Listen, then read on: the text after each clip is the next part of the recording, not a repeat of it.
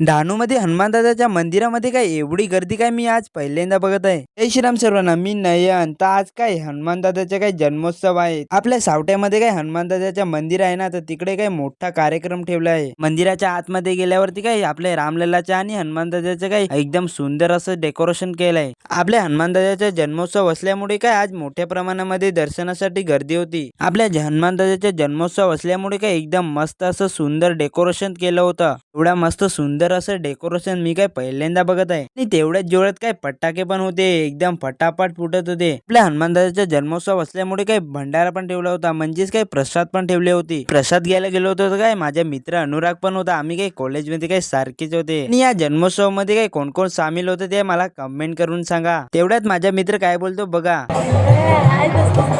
नमस्कार. जे मित्रांनी काय तुम्हाला पण नमस्कार केलाय. आणि आमची पब्लिक काय इकडे काउंटरवर होती प्रसाद वाटायला. जाता काय बदाम शेकवाला दिसला होता, तर मस्त काय थंड खायचा मन झाला, तर मस्त घेतला फालुदा. मित्रांनो, ब्लॉग आवडला असेल तर एक फॉलो नक्की करा. आपले एक काय लवकरच कंप्लीट होणार आहे. आता भेटूया नवीन ब्लॉग मध्ये.